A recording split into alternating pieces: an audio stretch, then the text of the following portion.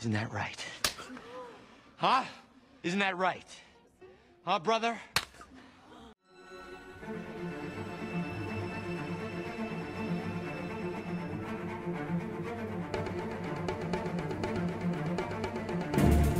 Huh, brother? Huh, brother? Huh, brother? Well, welcome to the Cinebums with John and Luke here. Today we are Hello. talking about Spider-Man 2, Sam Raimi's Spider-Man 2. If you don't know, there's a new Marvel Sam Raimi movie that's out right now, Doctor Strange and the Multiverse of Madness. So we thought we'd go back and revisit a previous Marvel Sam Raimi movie, and one that we really like a lot. So, Yeah. As Luke mentioned before we started, that this would be the first time we are covering a superhero movie. So, Yeah. it's a monumental day. Right. And it's my yeah. favorite one too, so that's like why it's also a big deal. And this movie's very personal to me, for sure. So be warned, it's gonna get real up in here today. Oh, wow. Gonna say some very real things. Get the tissues ready. It's gonna be it's gonna be an emotional one. But before we get into that, let's talk about what we've seen lately. Luke, you seen anything? Seen anything of note? Yes. I've seen. Perfect. I watched a couple things. I watched one thing today to start the day, which is pretty relevant because it won the Best Picture. I watched Coda, which, and I will say it's just right off the bat, I'll say it's fantastic, and it definitely deserved to win the Best Picture. And I think even though it did win Best Picture, a lot of people still haven't necessarily all seen it.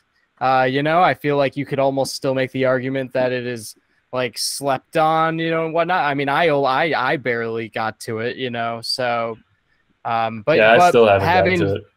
yeah, having gotten to it, I will say I would highly recommend it because it's it's like a very it's like an easy movie to get into, and it's also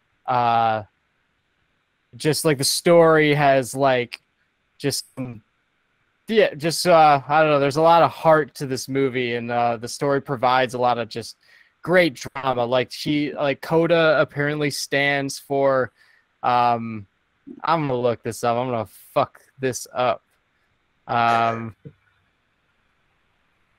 it would be very helpful I think I've actually heard someone talk about this. It stands for Child of Deaf Adults. So our protagonist in Coda, basically her entire family, not just her parents, but also her brother, they're deaf. So she grew up like that. And so for one, she also doesn't relate to anyone in school, partly because of that. She's even gotten made fun of a little bit.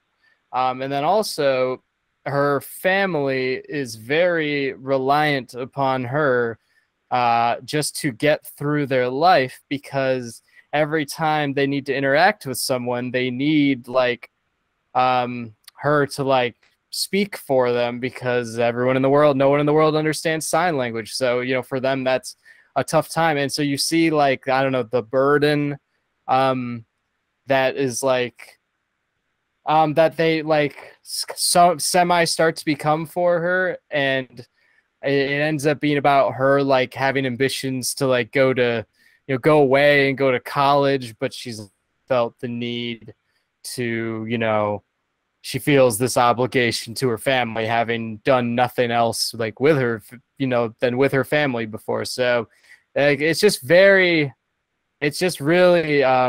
interesting and an amazing story, and it's well done. So yeah, I would recommend getting to Coda. Cool. Yeah, that's on Apple TV Plus, right? Yes, it is. And I had signed into Apple TV Plus because I wanted to watch that Severance show, which I'm still planning on starting. But then I also like reminded me about Coda and and that I should see it. I feel like in the past 5 years, I've never not like watched what won best picture. So and I don't think I would have ever gotten to it necessarily this late in the game, in May after like the Oscars were late this year, but still we're in May. Like no one cares who won best picture anymore, except for me. Yeah. Nobody's talking about it but me. Yeah. Yeah. I bet you could ask 100 people on the street, maybe not in LA, but just your average American, maybe what in your best picture this town, in your or something like I'll that. go, that we'll do that segment. I'll just go around and ask people what won best picture, and I bet the vast majority of people would not know that it was Coda. They would probably guess something, maybe Licorice Pizza or something that was a little more well known. But there's no way that I would say 80% of people would not know that it was Coda.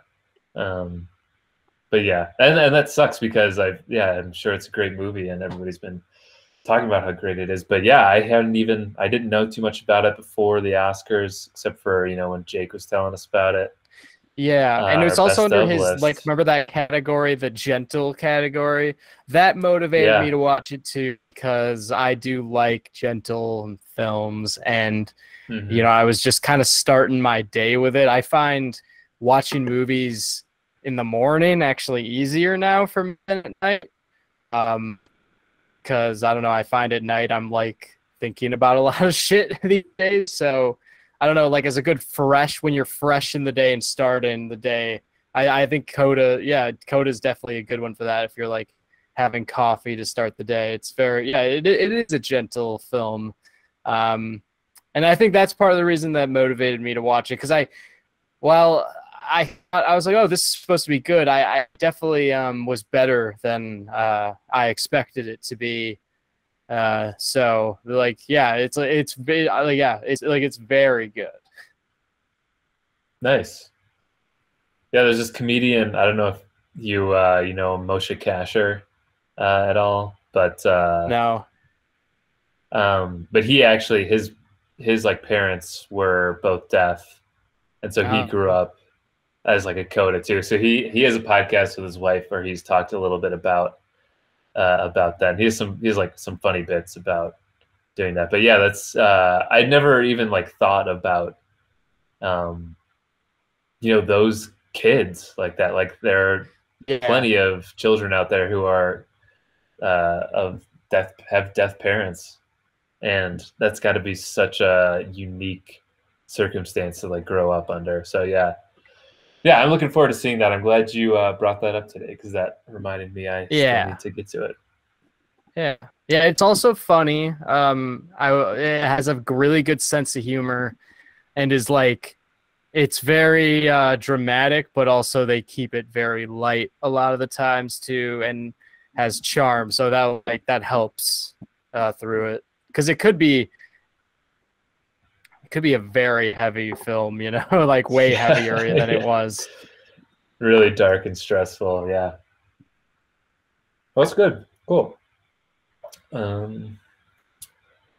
I'll go with something I saw recently that is a newer movie as well. It's The Northman, which we talked about for our last episode, because you had seen it. Yeah. And yeah, I loved The Northman. It is at the top of my 2022 list so far.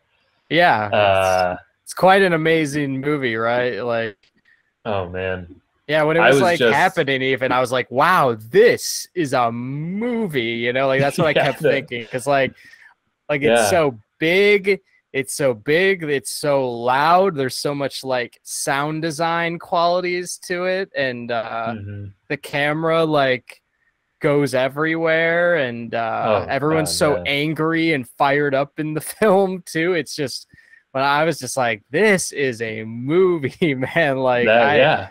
yeah, you don't always get this when you go to the theater, for sure. That's why I felt like, I was like, yeah, you got to see that in the theater, like on the biggest screen. Mhm.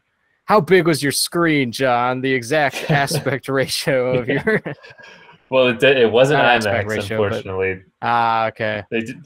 They didn't have the theater I went to has an IMAX screen, but they weren't showing it on IMAX. And when I went last week, which is also the week that it first went on VOD.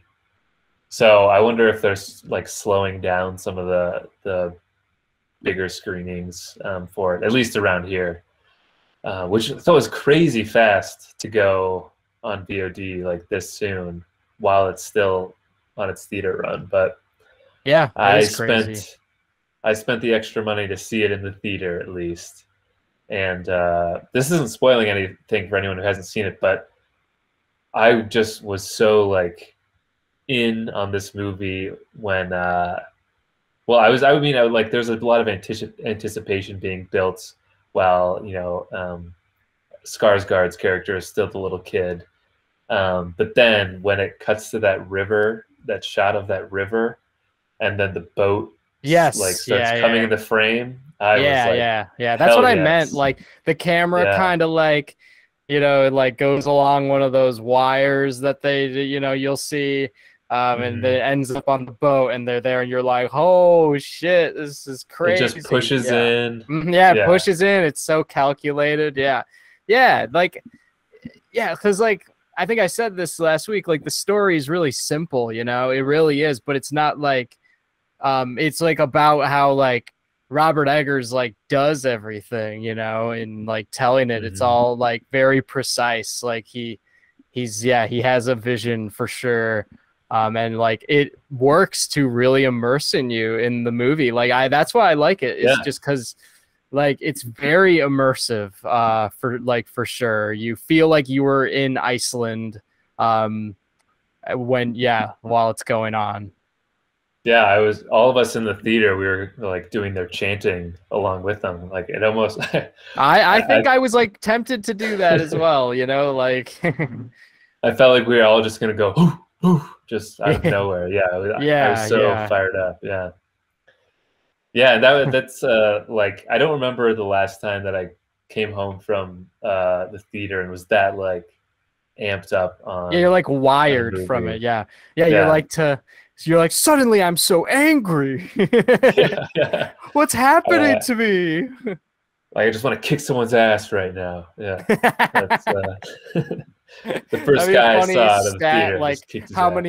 many dudes got in like fights the night of the Northman? Like I'm gonna go to the closest Irish bar and get the first fight that comes my way, Yeah, that's what I felt like. I felt manly for the first time in my life. Yeah, it was cool. Yeah. But what a great movie. It was like, obviously inspired by Hamlet. And so the story was very, Hamlet, Lion King, along the same lines. Yeah, very Lion King, I felt. Yeah. So familiar story, but yeah, it just Robert Eggers did such a great job of just getting you in this setting, in this environment, in this world, and all the more supernatural, mystic stuff was so like mystic, so like too. some that would be in like a Lord of the Rings movie, like Yeah. Frodo meets the witch and falls into here or whatever. It's kind of like that. Yeah, and it adds like the mystic quality to old Iceland and all that stuff. Yeah. So it wasn't just it was a familiar story, but it still wasn't just like by the books. No, not at all. Not at all. Yeah. So yeah, I really loved Northman. Can't wait to see it again. And Cool. Yeah. What else do I have to bring up? Okay. So I'll bring up one I watched like directly before We tried to start recording this episode for an hour. I watched this is a weird movie. I bring up these kinds of movies often. It's a weird. This would be a weird indie movie with some stars. It is called Take This Waltz, and it stars Michelle Williams, Seth Rogen, and also Sarah Silverman is in there every now and then. Michelle Williams plays 28-year-old Margot, who is, I'm reading the description, and I like, partly to help me remember, but also because I'm going to keep reading it as it is because I like the way it's worded. It says, 28-year-old Margot is happily married to Lou, who is Seth Rogen. Seth Rogen plays Lou, a good-natured cookbook author. But when Margot meets Daniel, a handsome artist who lives across the street, their mutual attraction is undeniable. So he's a cookbook author. He's a Isn't that just like cookbook a author. chef? Not Like, exactly, apparently. Yeah, it's very... So I didn't realize there were people who are authors, but the only thing they wrote were Actually, like that recipes. is a thing because Really? I forget what I think it might have been like, I don't know. I follow so many like famous chefs, but it could have been Gordon Ramsay or something like that. Like his wife writes cookbooks or something like that. Like that's a thing. Like there are people who just write cookbooks. I don't know how they built up their cookbook writing reputation. Like I don't know if there was an open mic night for the cookbooks or something like that. I don't know how the hell you do that. But I also don't know how you do most things. So, most things are very beyond me. So for the others, it's like, oh yeah, she wrote cookbooks for years, and now she doesn't work, and she's fine. She's an awful cook herself, but she can write the shit out of it. Yeah. But the recipes on the page are delicious, but I would never eat anything she cooks me. Yeah. Recipes are dynamite. Just don't let her cook them. Yeah, that's wow, fascinating. But so it is funny to watch new. because like there's a lot of moments where. Because as I stated, Michelle Williams, she starts to like fall for this artist guy across the street who's like annoyingly typically handsome. And he's like this dude who he's an artist, but he paints at his house, struggling artist, and he pays the bills by being a rickshaw driver around the town. That's really all he does. That's it. That's who he is.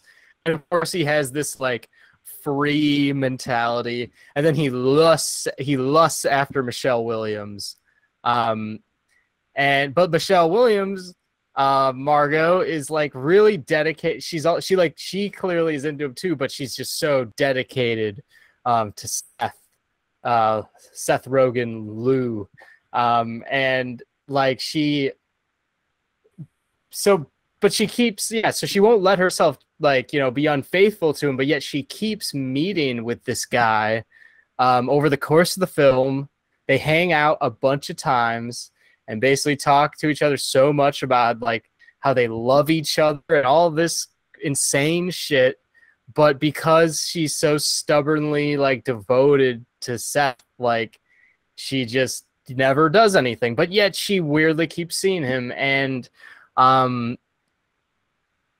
then whenever she's with Seth, it's like clearly she feels like trapped. That I don't know. She feels just very trapped in her life all the time. Like clearly, but it's just like her character is very frustrating to watch. I think because of that, because she doesn't do really anything. She doesn't she just does all these weird things, like meeting up with the guy, and then she always feels bad for, doing it to her husband. So she'll Seth will be cooking, you know, like in the kitchen, like writing his cookbook.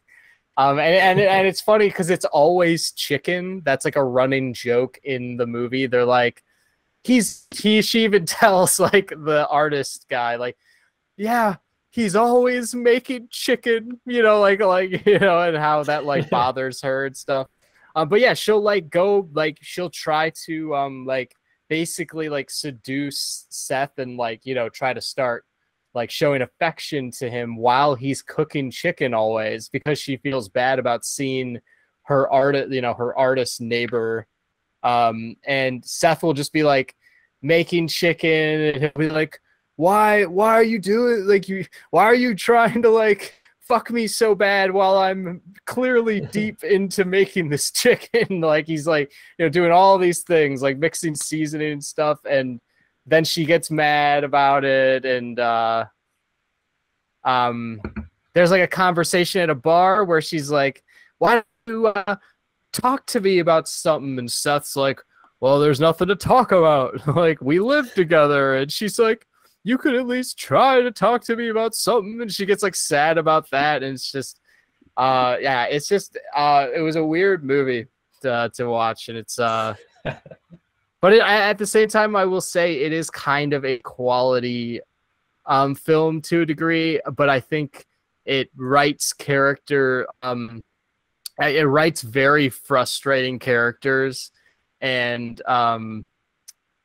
the premise alone is just was very ridiculous and stupid to me, but there is some well done things in it. It's like kind of, you know, well directed, and it's kind of an intimate, you know, it has intimacy with its characters, and of course, you know, goes really hard into the role. Her character's just weird. And I liked Seth as the cookbook writer in this, I will say too. I thought he was you know, like, I think Seth, like, usually in romance roles is a very charming guy for me. So I thought, like, yeah, I thought it worked, and I thought him and Michelle Williams had good chemistry at not having chemistry. They're supposed to have an awkward dynamic in this. Like, it's supposed to be about, I don't know, they're trying to constantly play on the awkwardness and maybe like, I don't know, like marriage feeling like an existential trap, at least for Michelle Williams, because she's always like squirming in this. Like, she doesn't know what she's doing with her life just because she's married, I guess. Wow. Yeah, I haven't heard of this. Sounds weird. Yeah, I saw it on Hulu, and I just had to know what this was about. I do. I'm with you though. You know, Seth Rogen is he's a charmer in these rom-com roles. So yeah. Just in real life too. I always enjoy a Seth Rogen interview because he's always charming and just down to earth, it seems like. Yeah, he's just he's definitely charming. He's a good guy. Yeah, usually his interviews reinforce my like very excessive marijuana habits. I'm like, oh yeah, I'm doing good because he's doing good. But yeah, like, people always complain, like, you know, like, how could Seth Rogen be with her in this movie? And it's like, all right, man, like, Seth Rogen's like a movie star. He's not like let's get over. I don't think people were saying this as much anymore. Like, I think it was like very well known back in the day for like, why was he with Katherine Heigl and Knocked Up, you know, like that sort of thing. And you know, like, one that's partly the point in that movie. And like, I mean, aren't we past that? Like, haven't we seen enough movies where men are, you know, reaching with women? I mean, we have, like, it happens all the time. That's like, I don't know, sometimes the very basis of a movie too. Yeah, exactly. It's like the nice guy finally getting the hottie, or, you know, whatever. Like, I don't know, that was all of the 2000s comedies, if you think about it. Yeah, every 2000s comedy, I feel like, was that. And I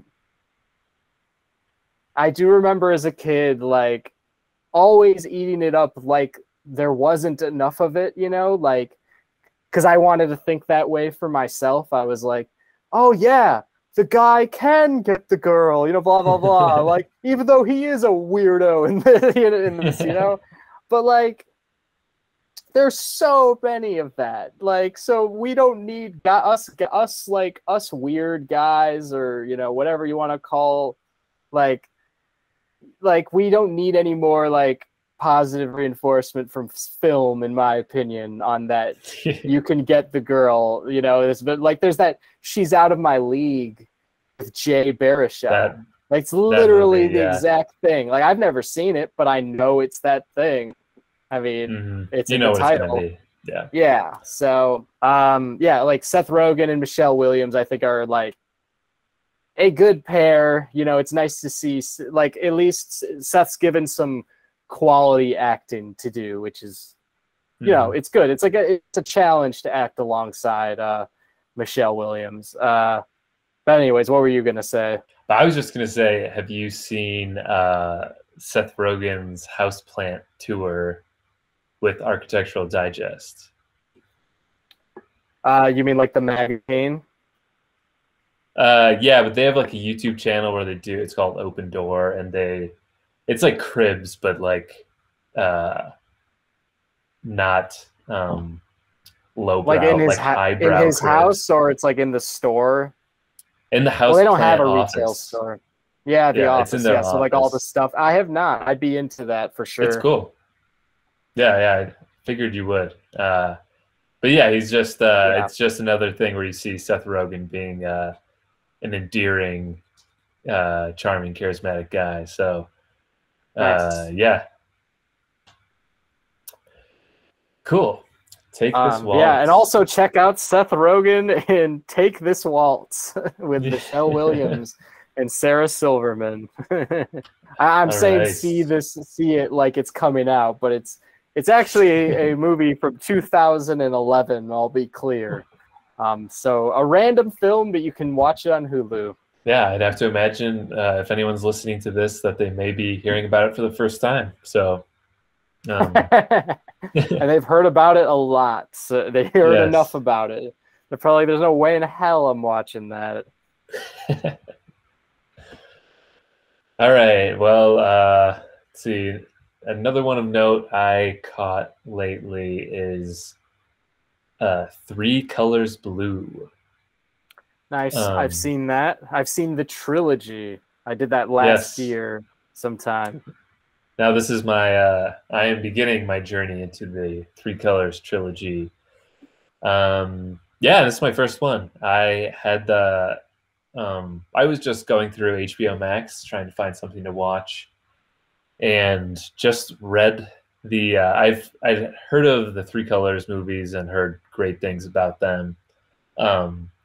But they seem like ones where you need to be in the right mood to get into, which I wouldn't necessarily agree with after seeing this first one, but it seems intimidating at first. Like I need to be very present watching. Right. But just reading the plot summary for this about how Juliette Binoche? I don't know if I'm saying that right, but Binoche? Yeah, I don't know one of those.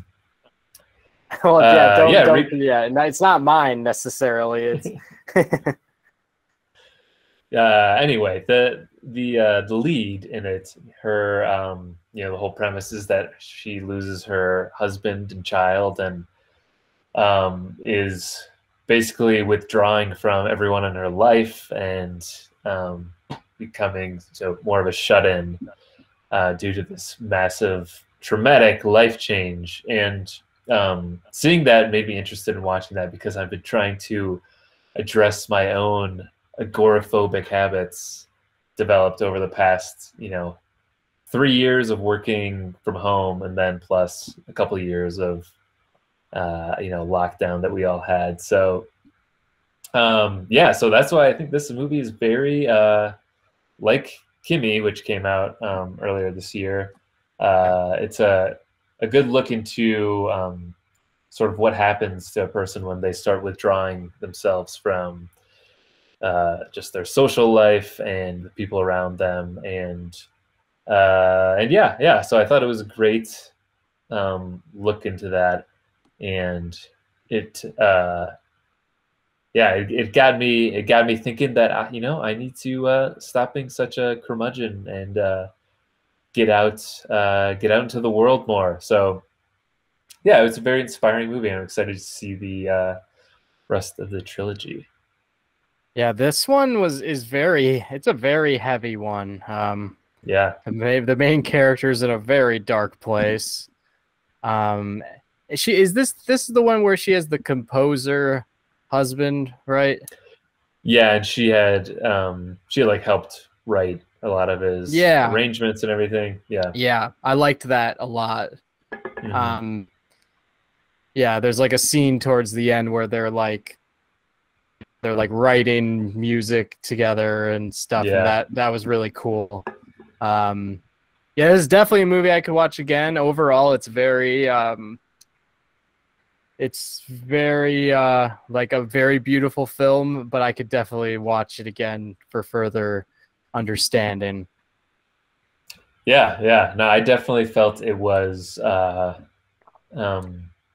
it just can relate to a lot of people with what the past couple of years have been, where I know it having to be forced to stay home is not a very difficult task for me to do. So watching something like this is while it's not the same exact, I haven't been in the same exact scenario as the character, there's a lot of similarities as to just personality traits that that I think people have developed over the past couple of years. So yeah, I highly recommend Three Colors Blue, and I'm looking forward to the rest of the trilogy. Do you have the whole trilogy like queued up somewhere?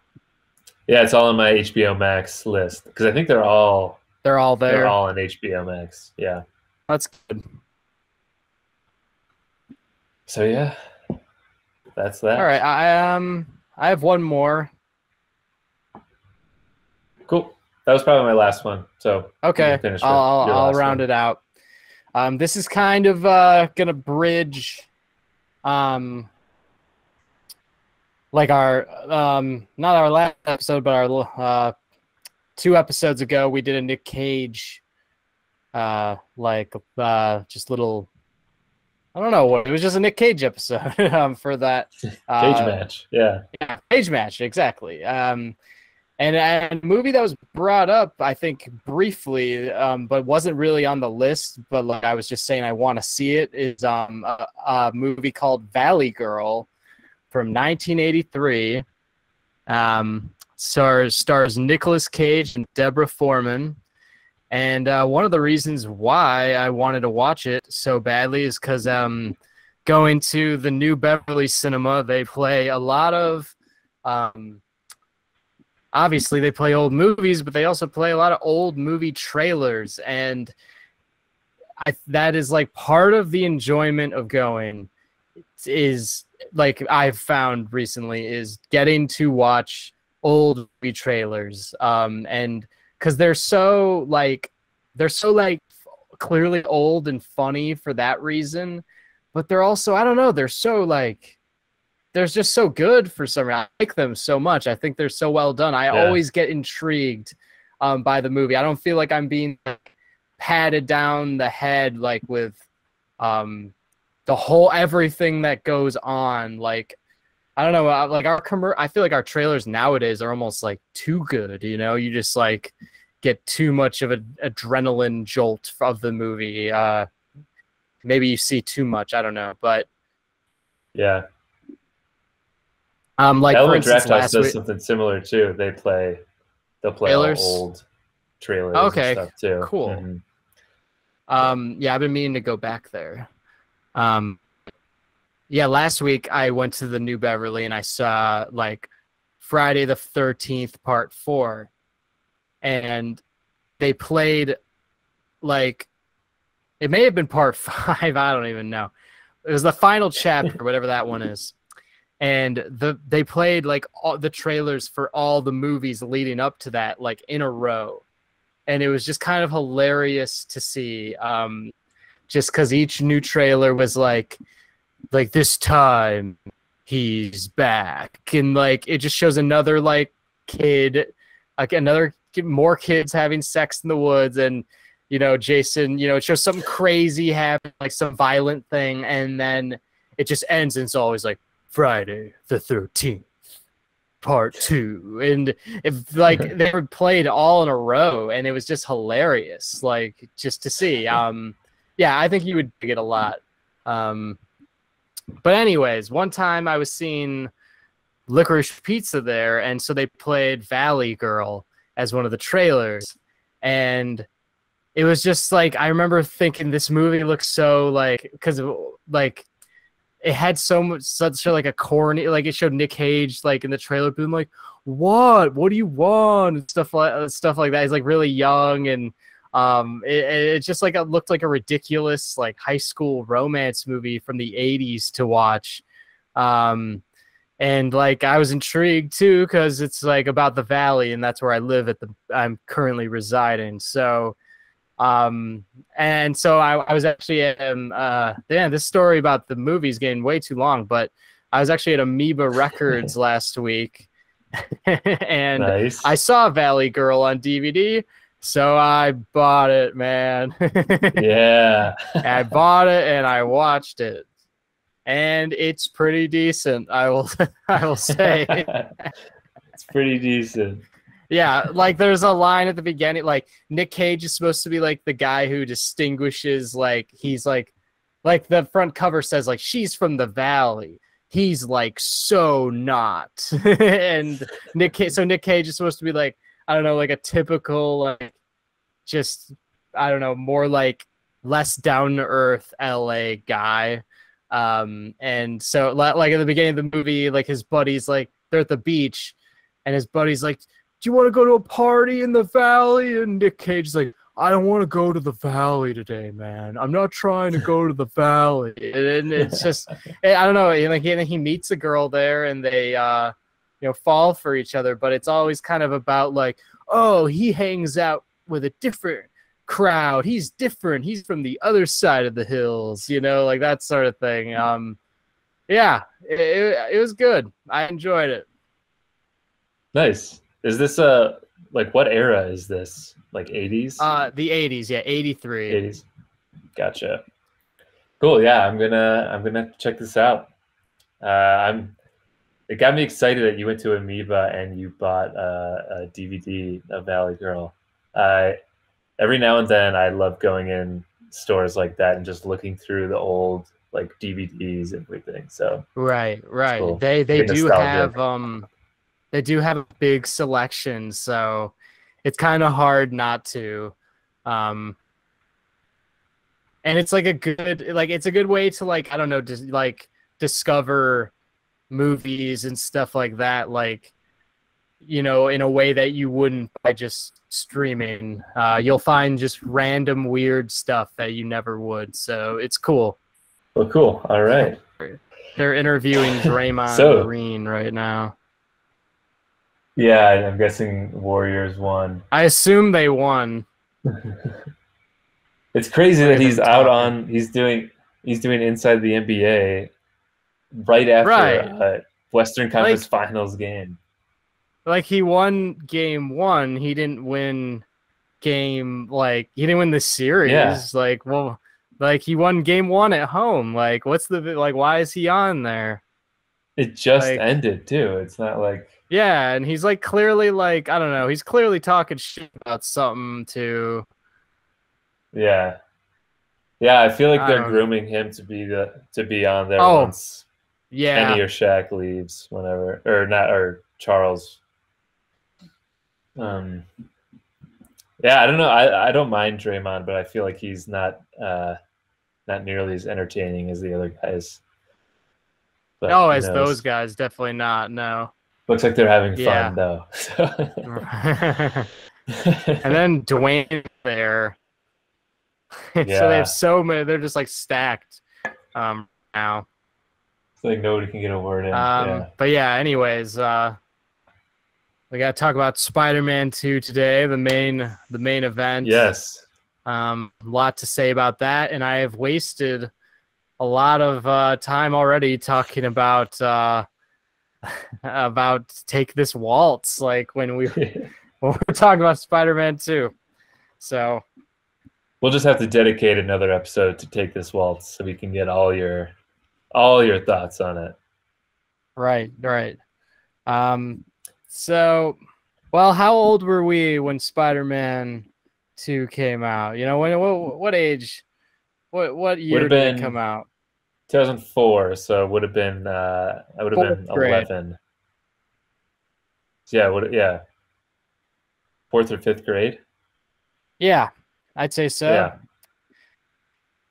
Yeah. So definitely grew up on this movie. It was one of the best movies that came out during my childhood, I would say, that I was allowed to watch, especially. Like, that's a big factor. But I will say, in general, it is one of the best movies, maybe, I think. Like, I would put it on a decade list. Like, I feel that strongly about it at this point. But wow, the fact that I was allowed to see it at that age and watch as many times as I wanted allowed me, I've seen this movie a lot. It would it would be on repeat as a kid at home, and like that, and like Attack of the Clones or something like that. I would just be on over and over again, you know? All around the same time period. Yeah. Yeah, and it helped that Spider-Man came out. I think that came out in like 2002. So like Spider-Man 2 came out when that was still like fresh and relevant, and I remember seeing both of these in the theater, and I was very much into these Spider-Man movies back in the day, and I think I said this in our previous intro that we're not using, but I really do think this was like the catalyst for all this Marvel Cinematic Universe now, which always gets attributed to like Iron Man, and maybe that was the start of the new universe they started. But yeah, these first two movies, I think you like the third one a little bit better than I do, but Spider-Man 2 is pretty much a masterpiece. And while there's movies that like The Dark Knight, where I feel like get praised because they're more like, I don't know, realistic or something, which I love The Dark Knight. But I feel like this story in Spider-Man 2 is a much more like grounded human story than any of the Nolan Batman movies, where there's really much more depth to the character of Peter Parker and his internal struggles than in some other of like the best superhero movies. So yeah, that's part of the reason why I think this movie is so great too. Yeah, and that was like one of the things that really hit me when I watched 1 and 2 on Sunday, was that, like, you know, especially like in the first movie, even like, oh, like Peter's just out here in New York City, like trying to find a job, you know, like all that stuff. And but it's so interesting because like in the first movie, like he gets an apartment with James Franco, Harry Osborn, but it's clearly off of like the fact that, you know, Harry Osborn is rich because of his dad, and so they have this apartment. But then, you know, there's like, I think in between with like Willem Dafoe dying and like, you know, like there's like I think the friendship kind of took a hit, and also I think Harry got more involved with like wanting to be like his dad and make his dad proud and stuff. So I don't know, like that kind of leads to these two friends going their separate ways, and now they don't live in this apartment anymore, and Peter Parker lives in this studio where he like keeps like delaying rent. He can't like he's clearly living like not even paycheck to paycheck. He's living like below that. And same with like Aunt May. Aunt May is like not paying her, like she's behind on bills like in this. Like they both are. It's like so like it's just crazy to see like after that first movie where it's a lot about like him finding his own and learning like, you know, like deciding what like man he's gonna be as he's very young. Like in the second movie, he's like immediately struggling. Which I think as a kid even like, you know, surprised me a lot.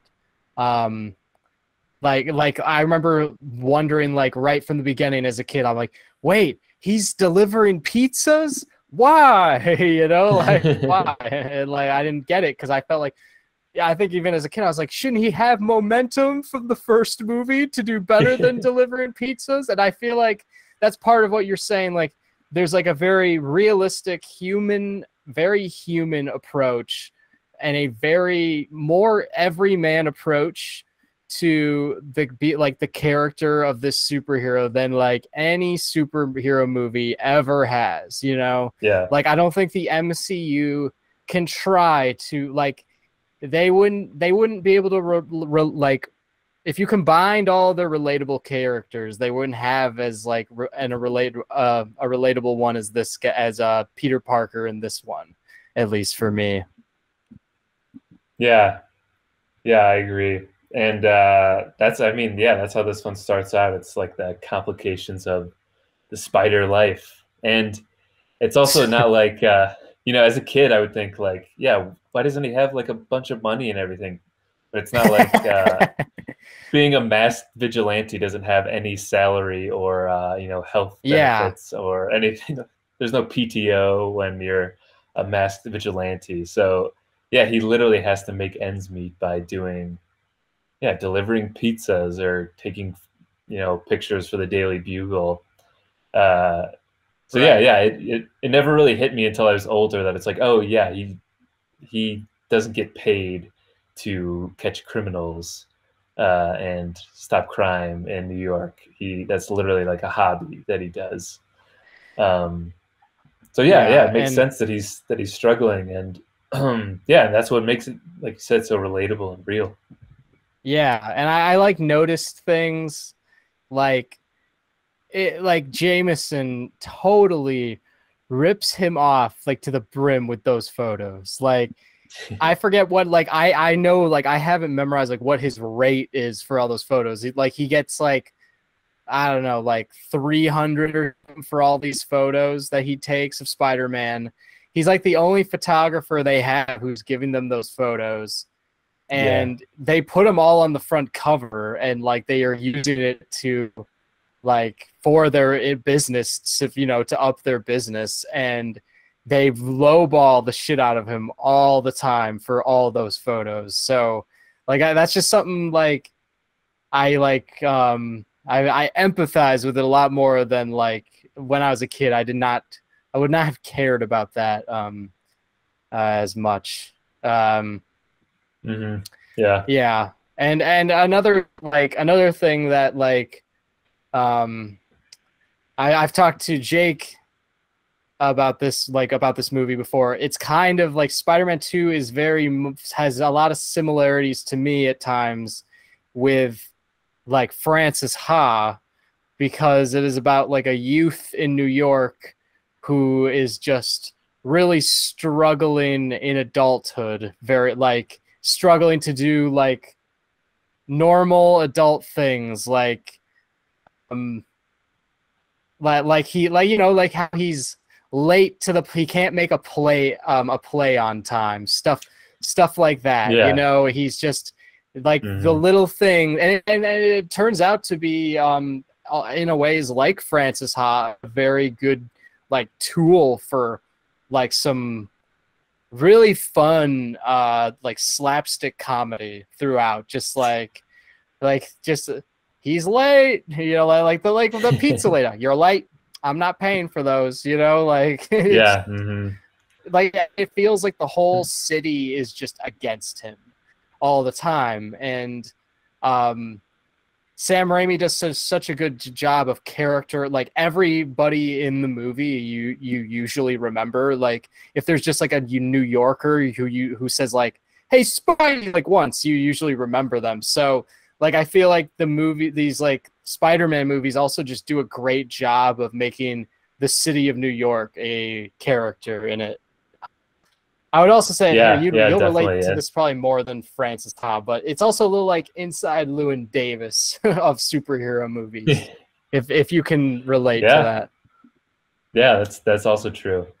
Yeah, I mean, there's just a big identity crisis, and I don't know, chasing something that I don't know, just like constantly just seeking out, I guess, who he is or who he should be, and also just like the I don't know, like the conflict of why are you choosing to do this like superhero stuff when you're like, how does it benefit you, like obviously financially, Right. or nobody Right. knows that it's like, yeah, the city is like against him, but then he's Yeah. the superhero that like people are like, oh my god, Spider-Man, like all this stuff. Right. Yeah, like as Peter So Parker, his life is very like an uphill battle, like all the time. But yeah, then he's Spider-Man and like but yeah, he's Spider-Man and like that's great and all, and like he's kicking ass and everyone on the streets loves him clearly.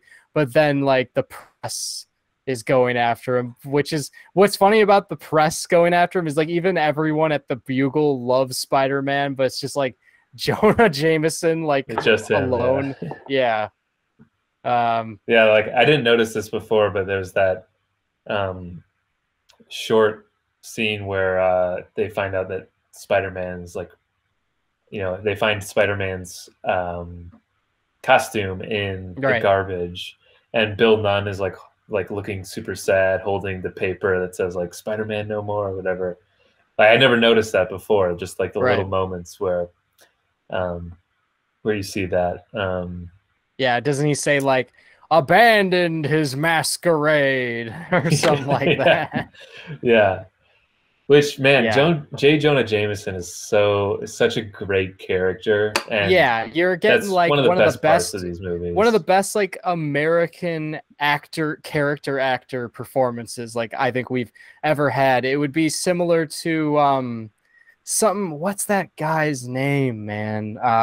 From Doctor Strangelove, and Peter The Sellers? Killing.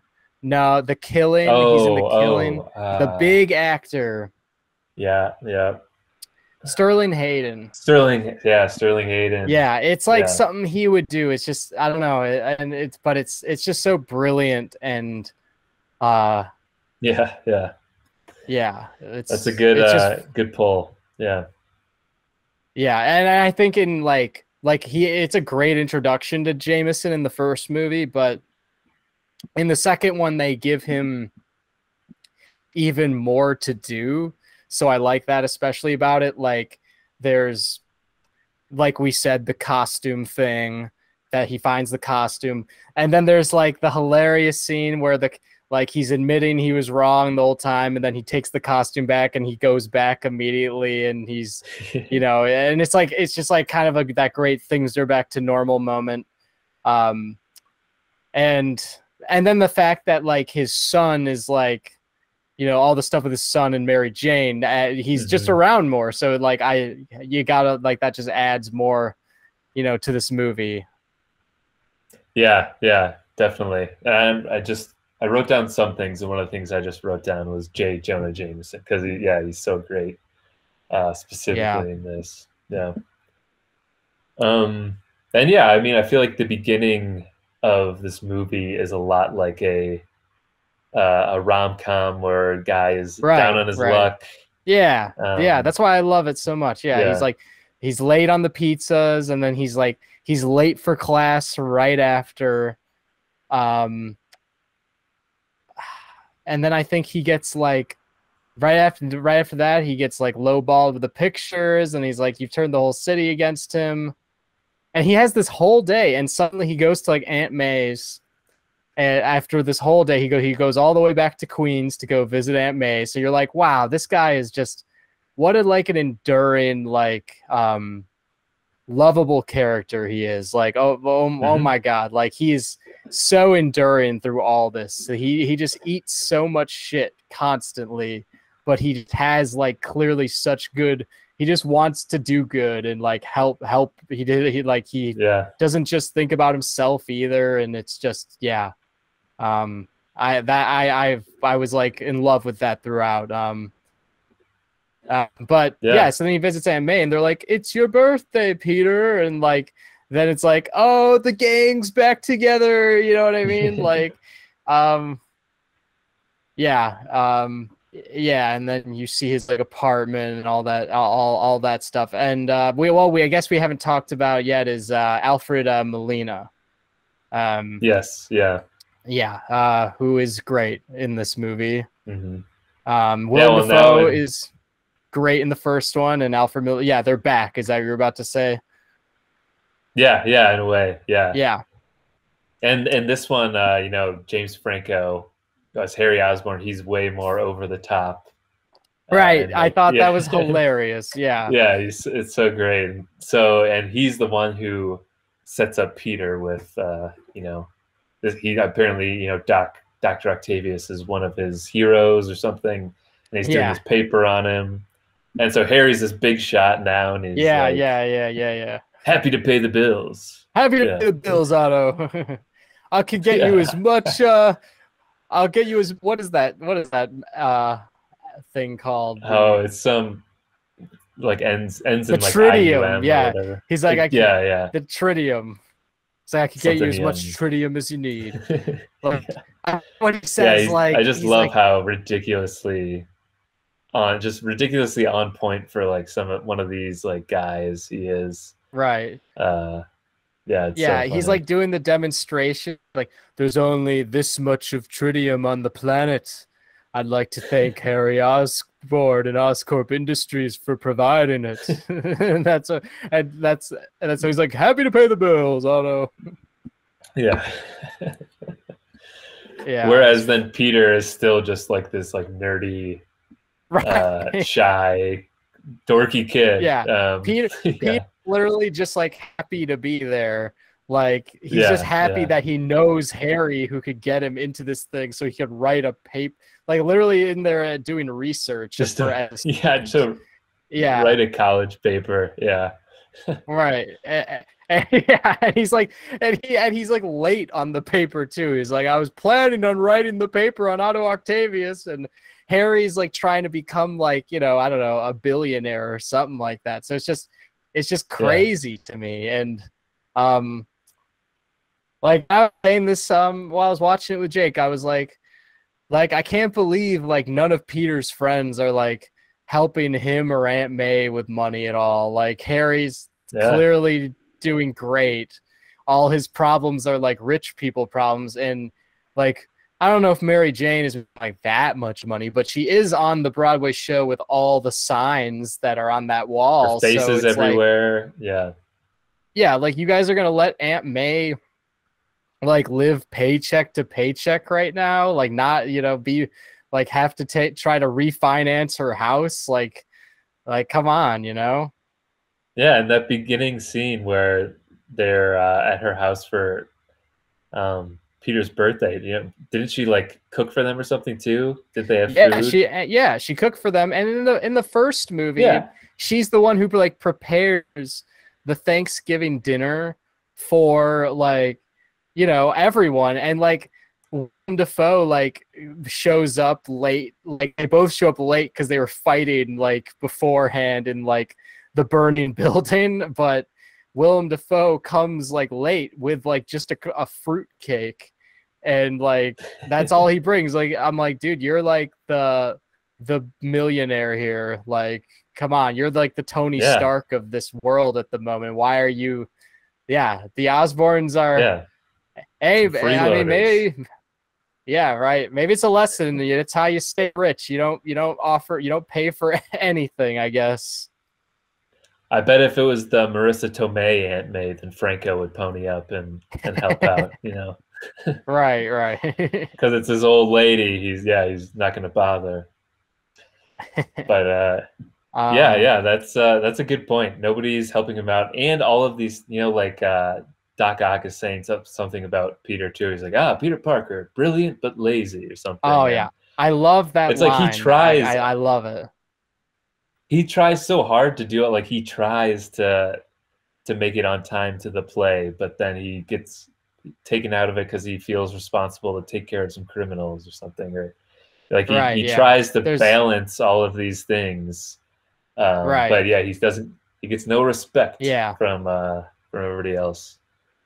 Yeah, I love that. Brilliant but lazy, like, and the way it's brought up again at the end when he like I think it's such a good line, and like the way like in that first interaction with Melina I love too, because you know, right after he also says you're lazy, and like, you know, he doesn't say, you know, he says I'm trying, and then Doc Ock goes immediately into it. He's like, well, brilliance is not enough, young man. It's a gift that you use for the good of mankind. And he just goes into it immediately. I'm like, geez, this guy is intense. Yeah, man. But over time, he grows to really like Peter. So you see that sort of that friendship blossom. And Tobey Maguire is so great at having like those like wide eyes, like he's a little kid with like such optimism in him when he's like he's so innocent. Like, it's an amazing performance. He's so innocent throughout, and I think this is even a better performance because I have found through watching a few interviews and also just from hearing about like what Tobey Maguire is actually like, is that like Tobey Maguire is not like this at all. Like Tobey Maguire is like more of an actual, like, I don't know, kind of like a mysterious Hollywood like movie star hunk type guy. And I would say that Tom Holland, for instance, is much closer to his Peter Parker that he is playing. And he is almost chosen to play Peter Parker because he resembles him like the way he would be in real life, you know, just kind of. But like, I think Tobey Maguire is actually doing like he is like doing a very detailed performance, because I don't think he is like this at all in real life. And it's impressive to me more. Yeah, it's Tobey Maguire is one of those people where I feel like you don't know too much about him outside of his movies. So yeah, that's also a good point. And Tom Holland, whereas nowadays you can't escape him or any like interviews with him. Yeah, he's very in the public eye. Everyone likes him a lot. They're like, oh, look how sweet and nice he is, you know, all the time. He seems like a very innocent like dude as well. And like, almost like he's typecasted to play Peter Parker. Yeah. But yeah, and I love the scene. I love it when he's like, hey, feed her. You like have a woman, Peter? Feed her poetry. Works every time. And he's like reading the poetry at the laundromat, like he's reading it just with such a like a child. He's like, day by day, he gazed upon her. Day by day, he lusted for her. It's just like no shame, like no shame. Like he doesn't give a shit at all. He's at the laundromat just like reading poetry to himself, thinking about the girl, like his girl he likes. Yeah, and he's putting in so much effort to win back Mary Jane, but he still gets taken down by the world because and in the end, like it is like in the end it is about him. Like he is actively trying to keep Mary Jane and also push her away at the same time. So I think that also makes like, I think everything with Mary Jane in this is like just very interesting. I think it's just done so well the whole way through.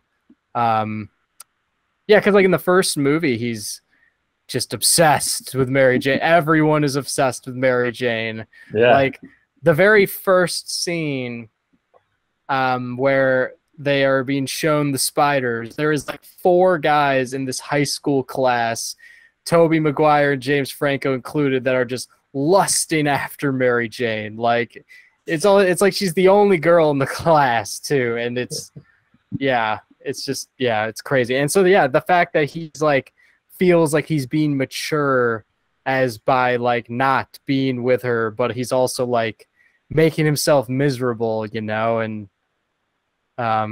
yeah. Well, and then we talked about it a little bit before, but then we get to the actual presentation. Is that, if that's what you call it? Of we've gotten into that. I see. The arms are revealed, and they're very strong metallic arms that are impervious to, I believe, heat and magnetism, he says, or something like that. And he has and they have like a mind of their own, but the inhibitor chip that he invents, the inhibitor chip allows him to remain control over the arms. But yeah, he does the fusion reaction thing, and it works. And I love Danny Elfman's score during this. Like as I'm like recollecting the scene, it's like and everyone's like just staring at the sun, like a miniature sun right in front of them, and like it's like so like amazing, but also like weird at the same time. But then you suddenly feel like it's like that it's pulling everything in, and then as you said, shit hits the fan.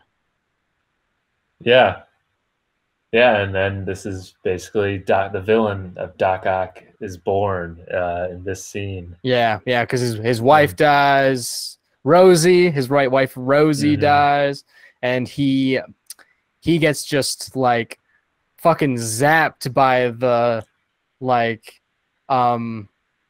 I don't know, when like Spider-Man pulls the plug, he just gets zapped by the sun, and I don't even know how he survives, but it destroys the inhibitor chip. And him and his like 4 arms go to the hospital.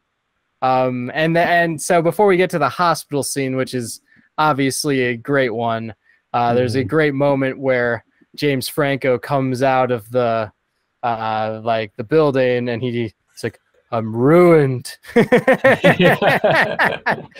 He's so over dramatic, yeah.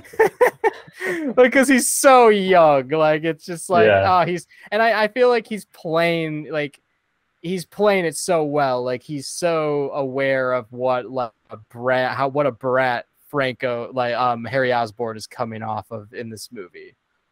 Yeah. And doesn't he have a little interaction with Spider-Man? That scene too? He like saves him. He saves him. Spider-Man does, and then he's like, "This doesn't change anything," you know, because the whole like everything's set up from the first movies that he wants revenge on Spider-Man for killing his father. And, it's crazy.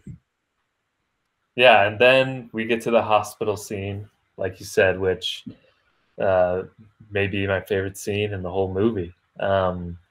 Which this is such a Sam Raimi scene. I feel like too, that this is why you have him direct this movie, when the sentient arms, you know, come to life, and the doctors are having like, they're joking around a little bit too, and about to saw the arms off, and then they just start like creating carnage in this hospital room, and pretty much quickly murder everybody. But in the most yeah. in the most exciting, like thrilling way that you could have for sentient metal arms, Right. murder people. Yeah, like the way it's covered, you know, like there's so many doctors and arms, so they intercut so many different like moments of someone getting dragged and another person getting hit in the face. Like there's that girl who's getting, you know, her nails are on the ground while she's getting dragged away. There's the guy with the chainsaw, and then he ends up being surrounded by all four of them. It's just, yeah, I love that scene too. I think that is like too, that's like the approach, like that's how it should be. Like not every like director would necessarily be like, all right, we're gonna shoot this scene like more so as like this should be viewed as a horrific thing, you know. I don't think that was necessarily like in the comic books, was it like, you know, necessarily a scary thing? I don't know. Yeah, but it's I mean it's brought out like this in a movie, and it fits fitting. Yeah, it's a horror scene. Yeah, like you said, her nails are dragging across the floor. It's like people disappearing in like to like the dark because like the arms come out of nowhere. Yeah, into the dark, right? And then there's the POV shots of the arms, which are really good. And even just throughout the movie, there's a lot of great,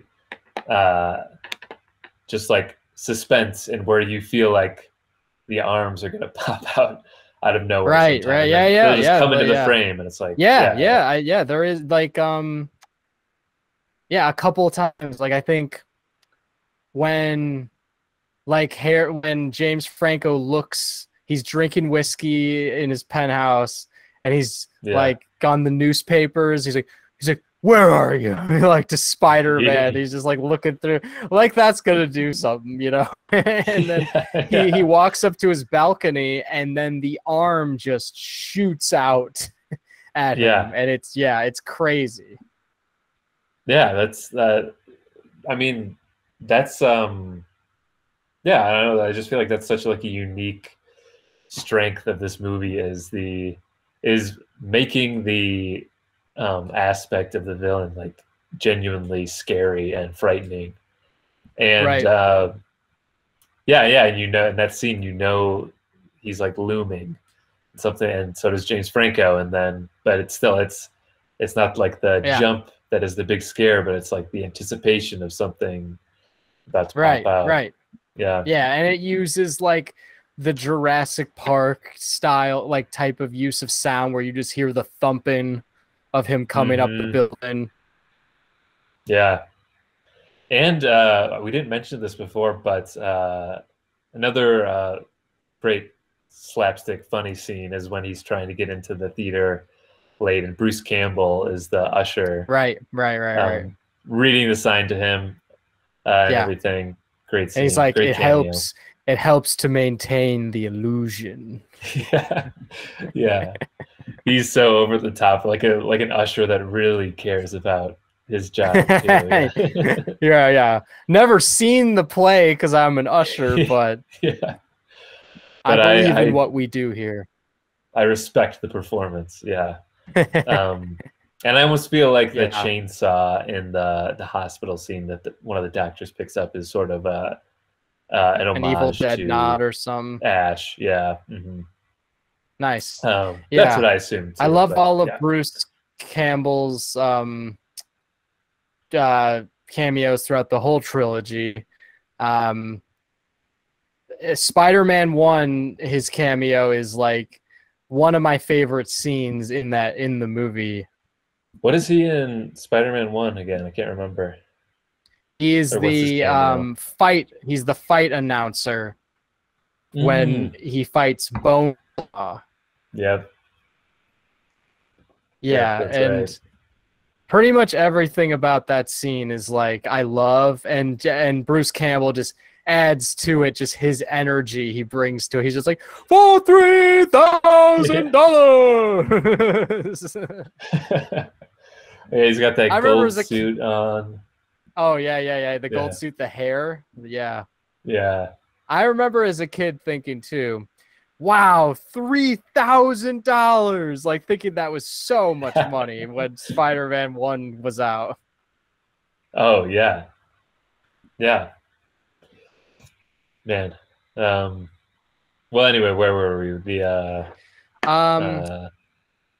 Yeah, so I think what happens after he like breaks out of the hospital, and eventually he starts talking to the well, one thing that's funny is he comes out of the hospital and like a taxi cab's like driving right at him, and the arms just smack the taxi cab into the air and like kill the guy pretty much. And like it almost seems like it's just not in his doing at all. And so it's just kind of it's kind of crazy for him because he wakes up in a room where he's just killed everybody. Like the arms of just like all these doctors are dead, and he goes right out, and he's clearly still out of it probably because he was, you know, on all this anesthesia, and you just got zapped by like a miniature sun too. So that probably has something to do with it. But then, yeah, then the arms just kind of like knock a cab out like crazy. Yeah, and then doesn't he shortly after this, then this is when he like robs the bank too while Peter well first he starts talking to the arms by the East River. So first he starts like talking to the arms, and he's just like we will rebuild, make it bigger and stronger than ever. And like then he goes to rob the bank because we find Peter and Aunt May asking Joel McHale for a loan to refinance the house, and she's like, but I'm doing piano lessons again, like as like the way to justify her loan. And he just denies it, and then at the end she's like, but wait, don't we get the toaster at least? And like, and he's like, no, you opened a new super savings account, but you didn't even put like deposit $300 in it, so no, you do not get the toaster. So it's just like a moment where you're like, damn, things are rough, like for Aunt May and Peter right now, and it's very sad. And Joel McHale is another one of these side characters that's so goofy in how he's a dick to them. It's right. And then it's funny how when Doc Ock first comes in the bank, like he's completely unnoticed, and his arms start to like pop out. He just stands by the vault like low key, and the arms just go right for it. And nobody notices he's there until he actually rips the vault door off. Right. Then it's like, whoa, what the hell's going on? And then it starts like the first fight scene between Spider-Man and Doc Ock, which is a very good one. They're all very good, specifically, but like this one, it's a good opening fight scene. And he captures like Aunt May and takes her up a building. Aunt May goes falling like 30 flights at one point. And she ends up saving Spider-Man too. And I think this is an important note to make. I think it is clear in this movie that Aunt May knows Peter's Spider-Man.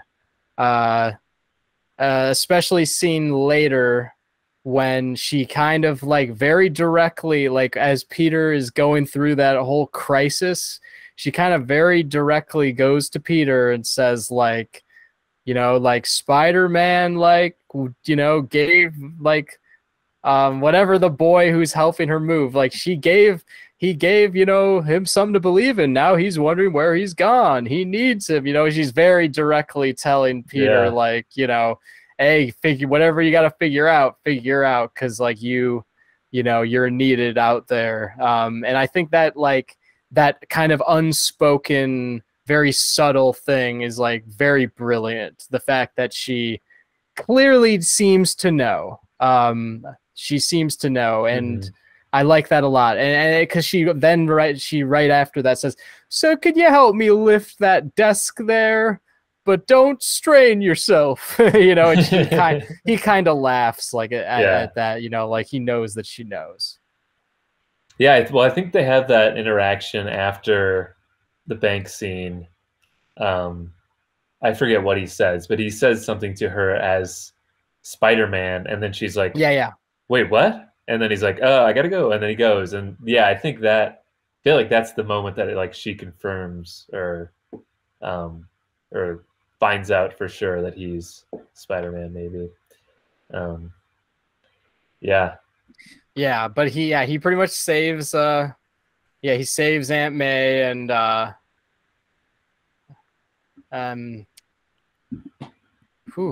what happens after that? Then people become more aware of Doc Ock. Yeah. He's like, Doctor, what should we call this guy? And Sam Raimi's brother comes out, and he's like, Dr. Octopus? Yeah, he's like, Doctor Strange. It's good, but it's taken. And then he brings it up again, Dr. Octopus. Doesn't he say like no at first, and then he does. He say he no? Does. Yeah. And then someone else suggests like, what about Dr. Squid or Dr. this? Whatever. I was like, wait, what about Dr. Octopus? Yeah, that's it. Right. That's it. Yeah. He's like, I like it. And he's like, what are you looking for? A raise? Get out of here. Like he doesn't even give his guys credit, you know? Yeah. Oh, it's so great. Yeah. And another thing, I just an observation about this, especially during this scene where, Doc Ock is, he's knocking over the taxi cab and he's climbing up the building, is there is so much, I feel like it's a comedic, Raimi's using it as a comedic device, but there's so many screams throughout, throughout this, from all the bystanders and every scene where they are, there's so much, like just like there's shrieking. when his tentacle goes through the building, and this girl just loses her shit during that. It's hilarious, as she should. Yeah, and I just feel like there's so much of that, just like horror movie trope screaming, and I love it. Yeah, it's so funny. I think one thing I didn't mention was that I love the Doc Ock theme in this. It's just very like dark but also playful. I forgot how it goes. Like it's like da da da da da, like something like that. This is another great. This is a great score overall. Yeah, and soundtrack. It has soundtrack. I've listened to the soundtrack a little bit. Let me see if I can name. Obviously, Raindrops Keep Falling is on this soundtrack, which is actually. There's an earlier scene too where it's still like in the rom-com phase, where there's just this like sort of typical early 2000s alternative song, sort of like emo sad song playing while Peter's really down on his luck. And I just thought that was great to, like 5 minutes before the movie first started, you have this great song, superhero score. That's what I'm talking about. Yeah, that one. Yeah. Yeah. He's like getting ready for the play, and he gets like less flowers than he thought he was gonna get, and then the song ends. It's like, it's so good. Like, and that's like we were saying, it has like a bit of like the rom-com-y vibes during that as well. And I think that Raindrops Keep Falling on My Head montage comes up fairly soon after. Yeah, I'm just trying to think on like what we have in between. I know some things, like basically like a lot of like more bad things happened to Peter before that. Mary Jane gets engaged. Yeah, one of them being like, yeah. which is actually one of my favorite sequences in the movie, is he gets hired to do photography for this event from Jonah, and he's like, can you pay me in advance? And he just like Jonah just laughs his ass off when he asks to get paid in advance. Yeah, I forget what he says then. That's such a great I don't know, that's such a great interaction between them. Right. But I can't think of any like specific quotes. But yeah. Yeah. And so yeah, he has to he does photos for the event, and like there's always like, I don't know, there's just, he's at the event and things are already not going well for him. Like this is like a thing I relate to a lot, having done like, you know, freelance shooting. So I also have like loved the fact that he's just this photographer kid who does freelance gigs and doesn't make a lot of money from it. And like he's trying to take pictures of people and they're like not ready or posing. They just walk away, and then he goes for an appetizer and like someone takes the last one, or like it's an empty like cocktail glass or something like that. And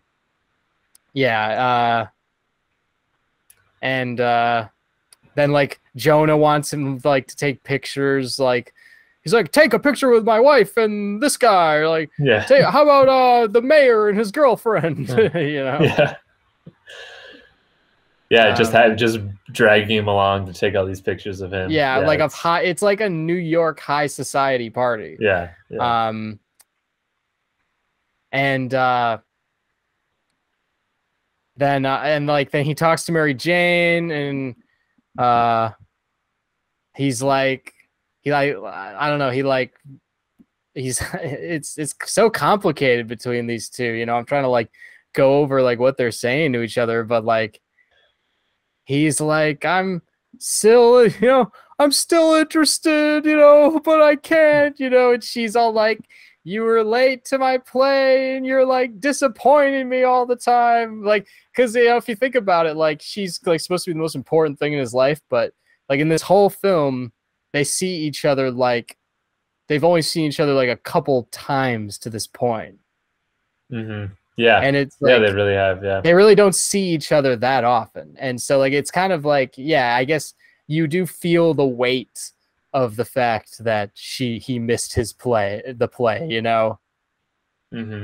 Yeah, and I feel like there are all these subtle moments too, where you can tell Mary Jane still cares about Peter, but it's hard for her to.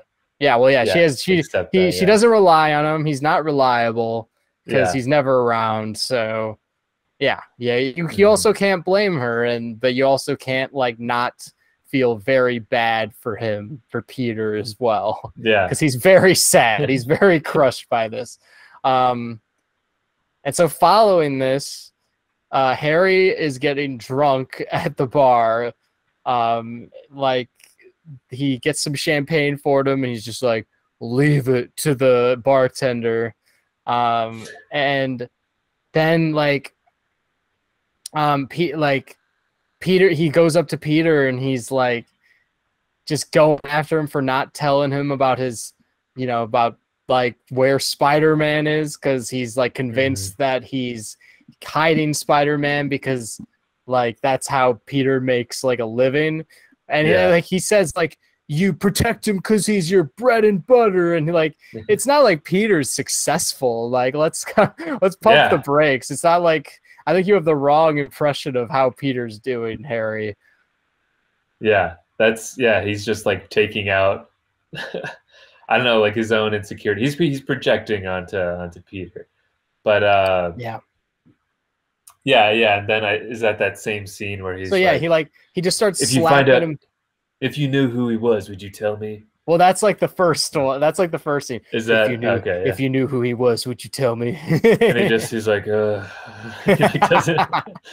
doesn't say anything. Yeah. You really see like the Franco Dean comparisons a little in that. Like, if you knew who he was, would you tell me? And it's so Toby's great. just like, yeah. And it's so not gonna great say that this level anything. of acting is being done in Yeah. a Spider-Man movie. Like, Oh yeah. I'm so for it. But yeah, so then in the party, he's like starts slapping Peter in the face in front of everybody. Yeah. And I was telling Jake this as well. If that had happened to me on a photography gig, I would leave immediately. But Peter does not leave. Peter stays, and he stays to hear that MJ is getting married to what's his name's son? J. Jonah Jameson's son, and as he sees this happening, Jonah like puts the cherry on the cap of a shit day, and he's like, Parker, take the picture of them, like, basically, of their engagement, and like, it's just crazy. Like, it's just such a whirlwind of terrible things that happen to Peter at this event. After that, he has to quickly take a picture of the woman he loves. Yeah, do his job that he's probably getting underpaid for. Yeah. Well, and I guess this is pretty much when he decides before this, or is this when he decides he's like that starting he's giving like up? Well, yeah, like there's like the build up because he keeps losing his powers, so like that's like the psychological thing they're doing. But yeah, he like I think he sees the doctor somewhere like close to this, and he's like the doctor tells him it's up here, and he's then Peter really starts to compliment, just contemplate like whether he should be Spider-Man anymore, whether it's really good for his life. Then he has that kind of like in his head talk with Uncle Ben while he's going through this. And yeah, he decides to stop being Spider-Man, and it's crazy. I remember as a kid, I thought it was the most insane thing. I was very crushed. And I don't think I probably totally got this next amazing movie montage, one of my favorites, but now it's one of my my favorite scene in the movie is the raindrops keep falling montage. Oh my God, I love it so much. Like, it's like, it just feels like it finally has this like tone, like, wow, Peter's like finally just being a normal guy, like just try to take care of the daily tasks, like, and that's all he's doing, and it's just, you feel it, like you feel the difference. Like he falls like immediately and he realizes he has to wear glasses again, and then there's that amazing slow-mo of him walking down the sidewalk, and Toby's just like, like happy actually for bright-eyed, bushy-tailed. It's just like, on my head, raindrops on my head. Yeah. And then he's also seeing like some guy in the alley, getting mugged. Which is crazy. It's like downtown Manhattan and like the broad daylight. This dude's just getting his ass whooped. Like, and then like, he's like eats a hot dog while he watches an ambulance go by. And there's like that freeze frame of just him, like, and I feel like they're kind of making fun of him a little bit as they're doing this, like just, him being a regular schmo, but like he's just getting delighted by the simple things in life as if that's like never happened to him, like, because it ends on that freeze frame of him like smiling, like by Central Park or something. He's like, and nothing's worrying me. It's like just great, like start to finish montage. Like I wouldn't take anything out of it. Like how, like he answers the question in class. He's like 16.5 volts. Like he's finally like paying attention in class. Yeah, right. Yeah, yeah, and it seems like his personal life is getting better. Well, he's not so Right. Yeah. stressed out and He's like strung out taking all the time. care of things actually, and he goes to see Mary Jane's play, and She she's messes up just her lines. she's like, I am glad to hear it. Yeah.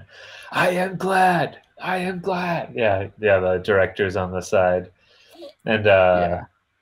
yeah, and he's just sitting there in the audience, like, Yeah, like big dumb smile on his face. Right, Yeah. right. And then they talk after, and he's like, "Do you want to get some chow mein?" Yeah, and But she still is like, "I can't be with you still because yeah, you weren't around. Just because you're around now doesn't mean you're gonna be. I can't trust you. Like all this stuff."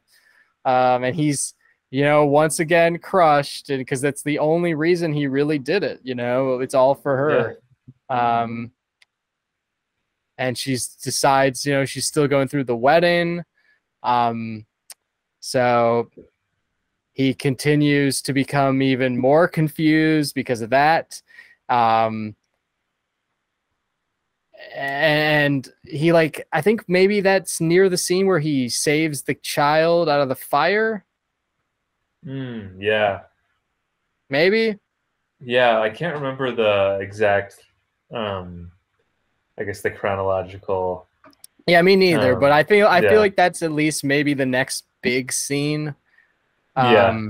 So yeah, which is kind of very reminiscent of the first one where he goes in and saves someone, and this time he's kind of doing it without his powers, which is regular guy. crazy, very ballsy thing to do. Yeah. And that is followed up, and that scene basically just shows that he wants to help again. It really shows that he's missing that. But that scene is actually followed up by one of the most wholesome scenes in movies you can have, where his landlord's daughter comes in and brings him a slice of chocolate cake, for really no apparent reason other than that she definitely likes him, and she offers him cake, and you could tell he's been having such a rough time, and he just really needs that slice of chocolate cake. And they eat the cake in pure silence, but it's still it's not awkward at all. It's just kind of like a really lovely moment between two kind of more reserved people. Yeah. And in the beginning there's that little moment where you can see she's like smiling right at him. when her dad's bitching at him about rent. But I love the cake scene. Yeah, the cake scene's good. I think around this time too is when Mary Jane sort of recreates the upside down kiss with John Jameson. Right. Yeah. Which I feel like that's all in the same time period where it's before Peter is really back, Spider-Man, and so you can tell Mary Jane is still thinking about Peter because now he's come around a bit more. Yeah, because he asks if she wants to invite him to the wedding, and he's like, she's like, no, he's just a jerk. Yeah, Peter Parker is a jerk. Yeah, I'm only obsessed with him. Yeah. Now hurry, let's recreate this kiss I had with him. Yeah.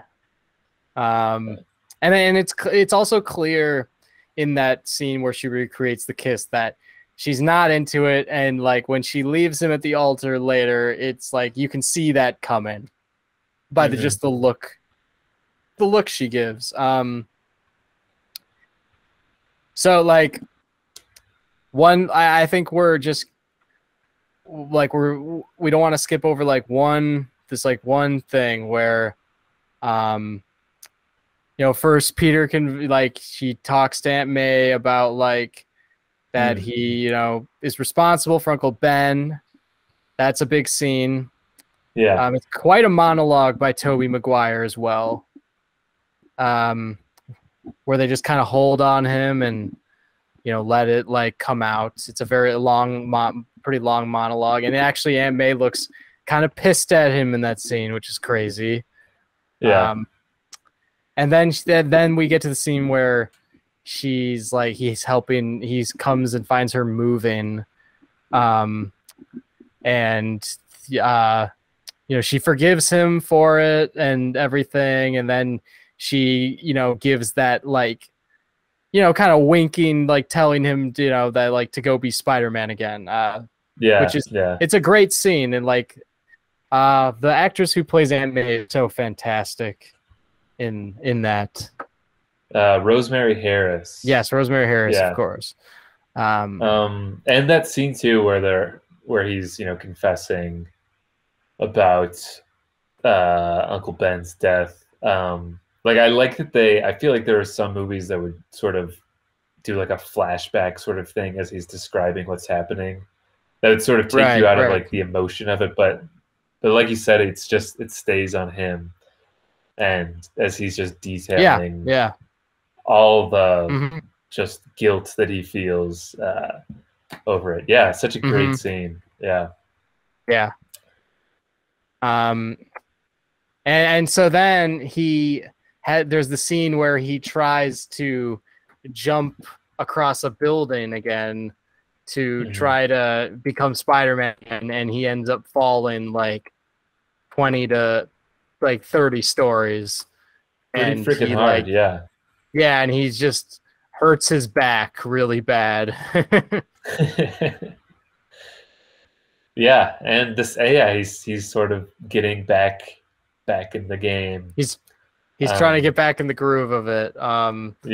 But he's like not totally back there, and it's clear, like, I don't know, psychologically he needs a reason. So when he has that talk with Mary Jane and at the coffee shop, and then like she gets captured by Doc Ock, like that's kind of his fully he needs to be back, It is.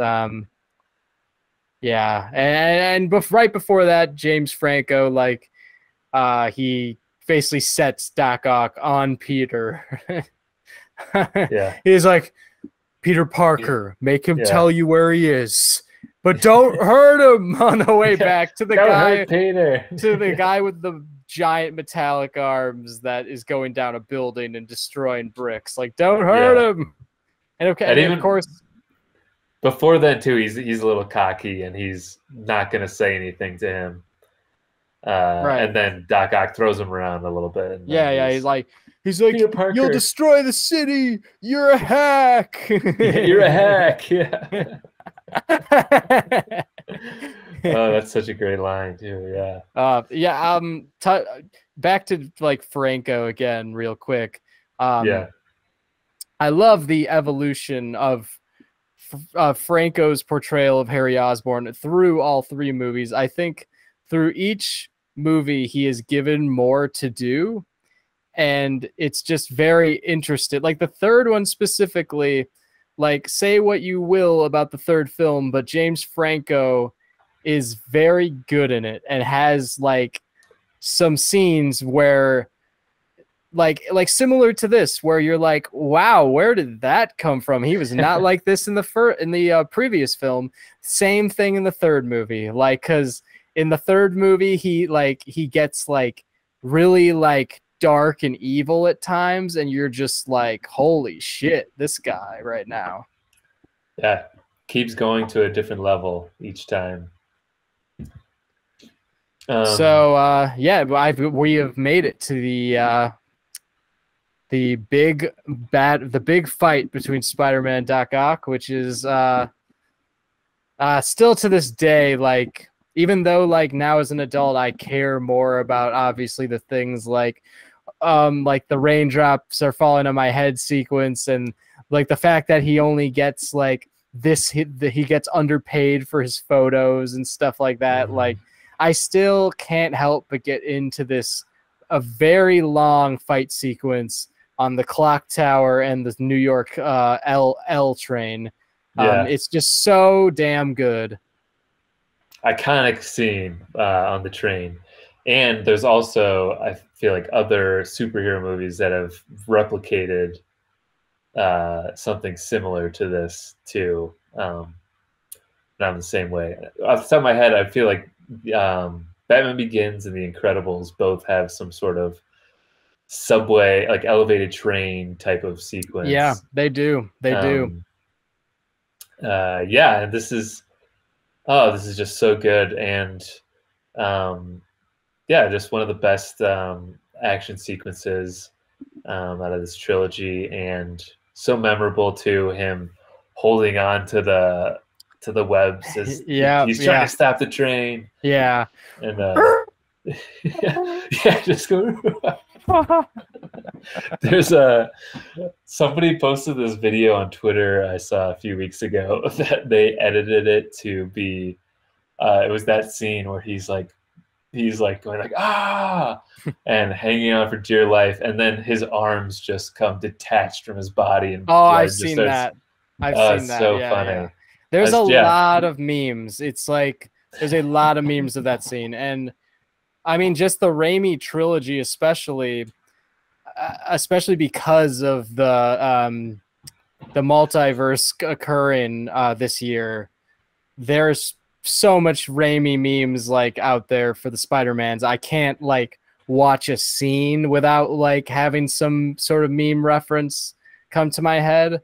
But the subway one specifically has a lot of memes, and also the best memes too. Like some crude, most crude, some not, but like they're always really good.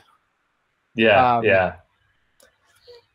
It's such a classic moment when he stops the train with his arms. Mm-hmm. And this scene, you see that the people of New York are behind Spider-Man, you know? Yeah. Because his mask comes off, and they're immediately like, we won't tell. Yeah. And they're all good. Like I remember all of the people who are like in it. You know, I'm like the guy's like the guy's like, it's okay. Yeah. You know, all, like that guy's good. All showing their support. Yeah. Yeah, and also comedian Joey Diaz is in the front of the line where he's like, "You gotta go through me." Yeah, I forgot about Joey Diaz. Yeah, and I think this scene is hilarious because it's kind of like the first one where they're all like the city of New York is trying to help Spider-Man, and they all get in front of him and like in a line, right? And Doc Ock's just like, very well, and he like takes his arms and just shoves them all at once to the side in like such a violent fashion. Yeah, you see like these extras just get like their faces smashed against the window. Yeah, very well. Well,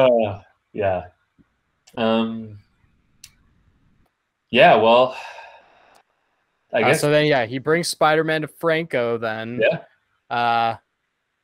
and Franco has this just very intense moment because he's got Spider-Man there, and he's like drunk, and Spider-Man's like tied up, and he brings out the knife, and he's like, I'm gonna look into your eyes while you die. Like, it's just so crazy. Yeah. It's really fucked up. Yeah. And he finds out it's his best friend Peter. Oh my god, yeah. And I guess he doesn't kill him, obviously, and Peter basically like convinces him that he needs to stop Doc Ock, and Harry has to let him. Yeah, he like tells him do that. Yeah, exactly, pretty much. Mm-hmm. He's like got a great like line where he's like, "There's bigger things here, you know, going on here than you and me." Which is a good line. And so then like he goes to save Mary Jane and stop Doc Ock by the East River, and there's another fight scene but much shorter, which I like how they don't pile on, and there's not like another like 15, 20. It's like a much shorter fight scene, and it ends up being more about like him stopping the miniature sun thing. Yeah. But so yeah, like there's a great like final dialogue between Toby Maguire and Alfred Molina where he's asking him like, like first he takes off his mask and he shows it to him and he's like, Peter Parker, brilliant but lazy, and he kind of brings that back. Yeah.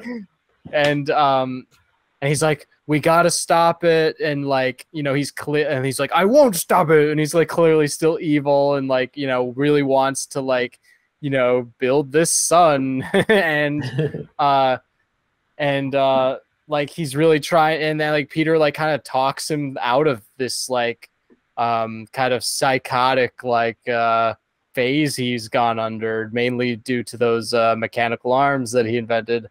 And he steals a line from Aunt May, who like during the moving scene, she says this to Peter, where she's like, sometimes like this is the advice she's giving to him to go back to be Spider-Man. She's like, sometimes in life we have to be steady and like give up what we want most, like even our dreams. And he says this exact line to Doc Ock, and it's just amazing. I think it's like one of those lines that's just so profound. Yeah, and then he sacrifices himself. It's a very he decides like to be like a man about it too, and like he realizes what he's done, and he goes out in a very noble way.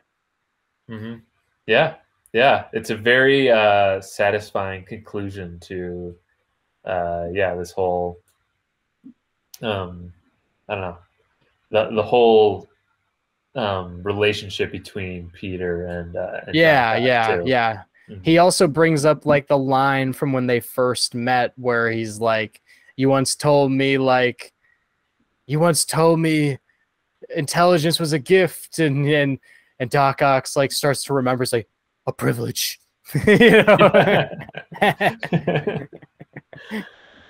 A privilege. A privilege. Like he's dying in battle, and well, he is. He's like laying there in the water, and he's got like his arms. There's like, yes, a privilege. Man. Like lines like that. Like going back to that line. Like the Gandalf line from Lord of the Rings Fellowship, where he says like man, I'm gonna need to look this up on the internet. It's like he's in the mines of Moria, and Frodo says like, I wish none of this had ever happened. Like I wish the ring had never come to me. I wish none of this had ever happened. I know the scene you're talking about. Don't know the quote. Right. I've got Gandalf quotes pulled up right now. Okay, yeah, it's basically like he basically says like, it's not our place to decide what happens. All we have to decide is what to do with the time that is given to us. That's the quote. Yeah. It's like quotes like that, and like this one from Spider-Man, that are just very profound, and like they make you want to be a better human being, basically. And like really let go of a lot of like selfish inhibitions, and really just try to, I don't know, be in the moment and do what's best for that, and look at the big picture. Yeah, it's really good stuff. Yeah, very profound things in a superhero movie. Which is what makes it so great.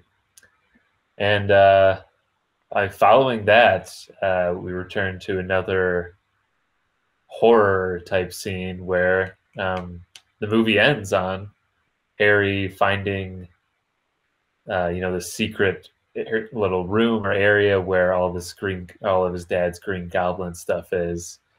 Yeah. Well, like um the kind of like supernatural Willem Dafoe, his presence is still in the house basically, and he starts calling for Harry again, and like he's like, avenge me. Yeah. Do you remember in ironically James Franco's Saturday Night Live documentary, there's a scene where he's like talking to Bill Hader, and Bill Hader's he's asking him to do impressions of Willem Dafoe, and so Bill Hader's going like, avenge me. I don't remember that. It's so great. If you can YouTube YouTube that it up tonight. yeah, he just keeps going like, avenge me.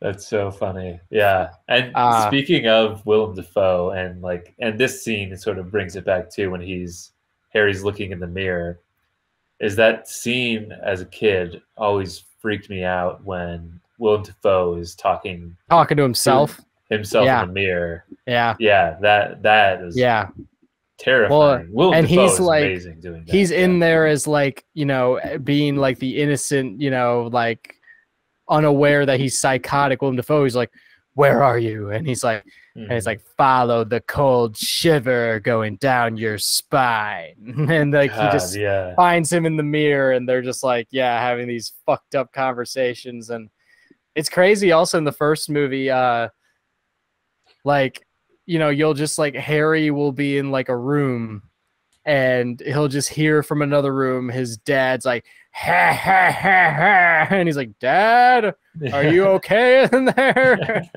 And he comes out and he's like, what's up, son? And he's like, this just the scariest guy ever. Like he really is. He's the scariest guy. And then like when he says he's gonna go, like he's like, I'm gonna rectify certain inequities, is like a thing he says to like Harry, like things are gonna be all right, which basically means he's gonna go kill Mary Jane and Peter Parker.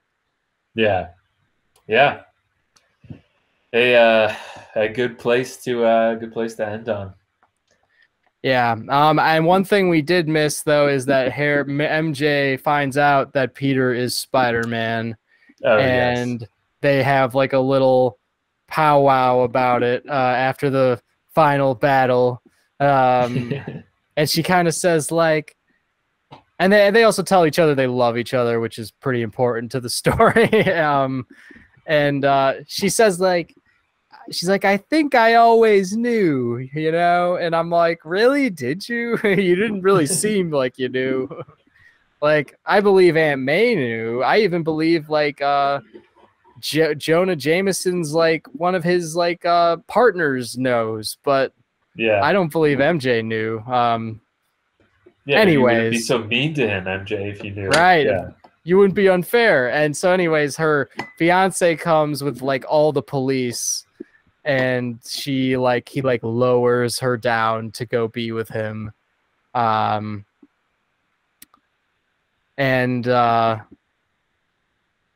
then we get to the wedding scene. I totally glossed over the wedding scene. Well, that's actually the last thing. They do the James Franco finding his dad's like armory thing before the wedding scene. I was thinking that was the end. But you're right. That's preceding the wedding. And so she like she doesn't show up, and like and Jonah and like his wife are like, the caterer. And he's like, tell him not to open the caviar. Which is hilarious. Yeah, they're just like immediately thinking about the money, because they clearly spent a fortune on it. Look at that church. New York City too. Yeah, in New York City. And she's like running through Central Park to go after Peter.